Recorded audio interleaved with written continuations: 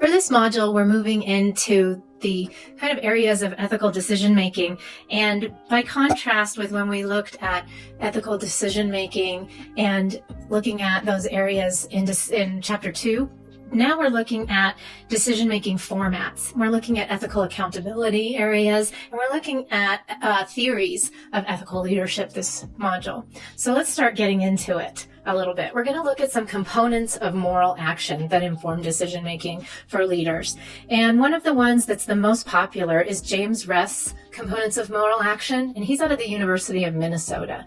And his 4-stage model is one that's used by a lot of leaders and a lot of researchers for looking at the way that we break down our components in the way that we approach moral decision-making. The first being that we look at decision-making in terms of being sensitive first, or recognizing that there is a moral issue. And so that is basically that first stage, is recognizing there's an ethical issue that we have to make a decision regarding. The second being moral judgment, and that is selecting a course of action and judging what to do. And it kind of looks at something where you go from less sophisticated to more sophisticated. So if you think about it, where we may decide on our course of action to avoid consequences versus the most sophisticated, where we judge a course of action based on being more altruistic or serving another's needs, putting another before ourselves. So there's kind of a development stage called Kohlberg's model. And again, this is Lawrence Kohlberg's model. It's very well known, very widely researched, and he's out of Harvard. I think he's passed away now. But this model is looking at kind of a stage process. And again, the stage process is interesting because it's got 6 total stages within 3 main areas. And only 20% of people reach those top stages where they are the most sophisticated and they're acting on behalf of others before self. So these are stage 1 and 2 are considered pre-conventional morality, and stage 3 and 4 in that middle area of conventional morality, and stage 5 and 6, where that 20% reside, are post-conventional morality. And I'm going to have this chart up for you so you can kind of take a peek at it, how we do operate from that less sophisticated, more juvenile, I just act to avoid punishment, to the more sophisticated post-conventional morality, when we judge things and we decide to act because we basically either want to be self-actualized and the best that we can be, or act in service to others. The third stage of James Rest moral action is this idea of motivation, and how we as leaders can create a motivating and rewarding environment for our followers. How do we encourage others to be moral in their actions by creating that climate? And we talked about leaders as the climate creators and those who foster that environment, 1, by acting morally themselves, and 2, by creating that reward system for others who also act morally. Think about if you were in an organization where a whistleblower came to you and said, I've seen something that's not right, and I'm going to go public with it, or I'm going to take this higher. And would you encourage that behavior, or would you be worried about how it would reflect on your leadership?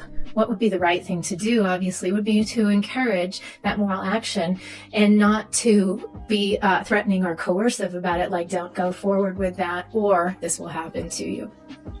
The last one is this idea of building moral character in your leadership and continually fostering it in others. You want to show that during tough times and overcoming obstacles, displaying acts of courage, displaying acts of humility, showing integrity and practicing what you preach are going to be something that you have to continually develop in others. You can't just talk about having integrity. You have to talk about it and then walk that talk. Those are things that are incredibly important in this whole idea, from recognizing an ethical issue to acting on it, and then to continually acting on it. Let's talk about 4 formats that are discussed in the book for applying to different ethical situations depending on the context. These are kind of systematic and formulaic, and they can be used in different ways to be helpful. And the book talks about them in more detail, but I just want to really briefly highlight them. The first is called Kidder's 9 Ethical Checkpoints, and this is Rushworth Kidder. He's an ethicist, and he's looking at how to come up with creative solutions to dilemmas that have no clear right or wrong answer. And these 9 checkpoints are a way to systematically go from initially identifying the problem to coming up with some creative tests and ultimately some creative solutions. Nash's 12 questions are Laura Nash, and she's somebody who has worked as a business consultant. So this is kind of a checkpoint for a lot of business solutions kind of specifically, and especially in group contexts where you have to identify who's responsible for what, how to look at what moral choices have been made and how to move forward with some of those, and how to kind of divvy up the responsibility and move forward in a group of people and working as a team in order to come to some common ground. The third one is the Lonergan-Baird formula, and it is 4 steps. It's very widely used. It looks at a lot of data gathering in order to come up with a solution, and it obviously looks for ethical solutions to the problem. It's very logical, and it looks for applying reason and logic, and then also establishing a very clear pattern for follow-through, and then also after the follow-through, assessing the effectiveness of that follow-through. The final is the 4-Square Protocol. And this is Stephen Goldman, and he's worked with a lot of organizations and universities on this, and it looks on procedures tested, applied, and then retested to reach conclusions, and looking at fairness, applying fairness and justice to different settings in order to come up with protocols for dealing with situations so they can be used again and again and again. So you would have like codes of ethics and protocols, so when you see a situation that's come, you don't have to have something that you deal with each as if it's never happened before. You may see a similarity in a situation, you go to a protocol, you know that protocol's been tested and applied and it worked, so you try it in this situation again. And so that's kind of why it's called that protocol. And it's been very successful in different contexts and in different situations. The next chapter on normative leadership theories looks at the way that leaders can explain kind of behavior, and the way that we've explained leadership as we've evolved through understanding leadership and explaining it in the research.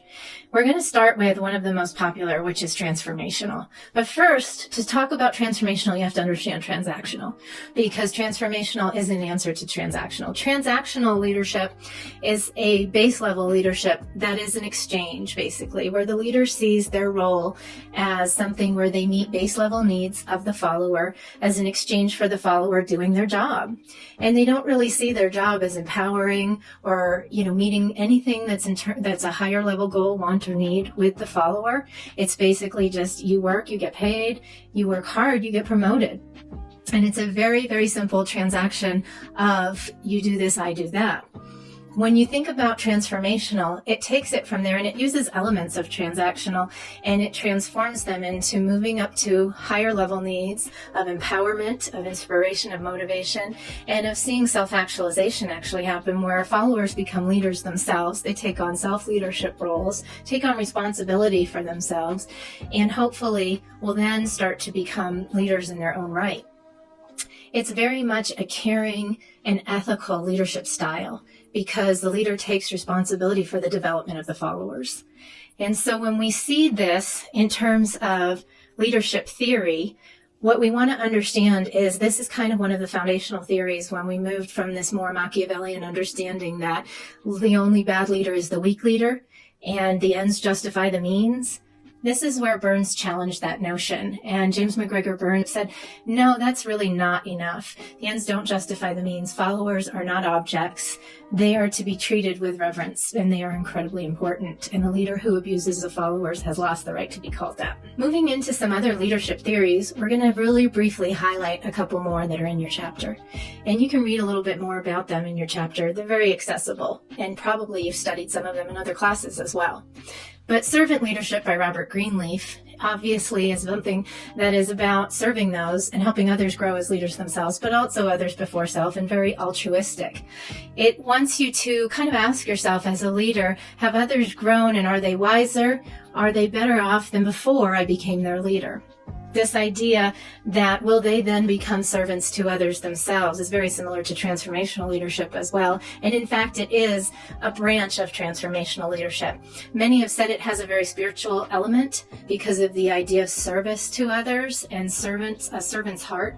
But it basically is just a very altruistic form of transformational leadership.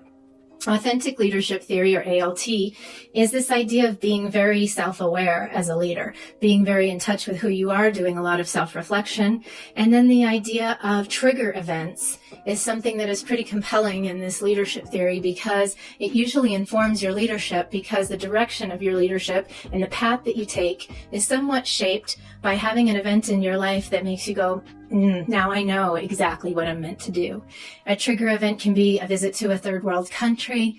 It can be taking on a job, or taking on a volunteer opportunity where you're exposed to something you've never been exposed before, and all of a sudden that passion for that idea, that event, those people, anything becomes revealed in your life, and then your path is laid out and you're like, there's nothing else I am meant to do. So that's what a trigger event can be, and it's very much a part of who you are as an authentic leader. Sometimes it's something that has been traumatic in your life and shapes the path of your leadership. Aesthetic leadership is something about the sensory aspect of leadership, the performance or the beauty of leadership. Sometimes we think of a leader as being on stage, shaping and framing the narrative for organizations, being a storyteller. All of these aspects are really important in this idea of aesthetic leadership, because it becomes something that is very much a part of the performance aspect and the art of leadership.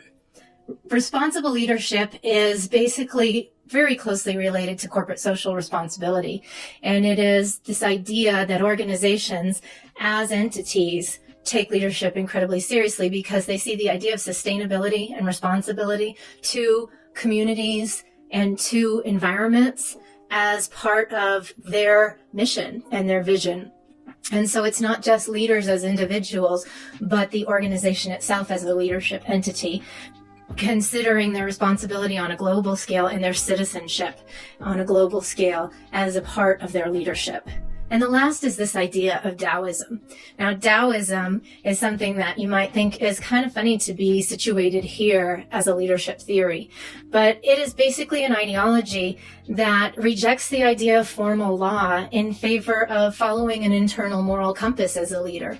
And so it's basically this kind of yin and yang and balance, and as a leader seeking to achieve both your feminine, masculine aspects, your positive, negative, embracing those things that you struggle with, working on those, and really seeking to achieve both a hard and a soft balance in your leadership that becomes of primary importance to you.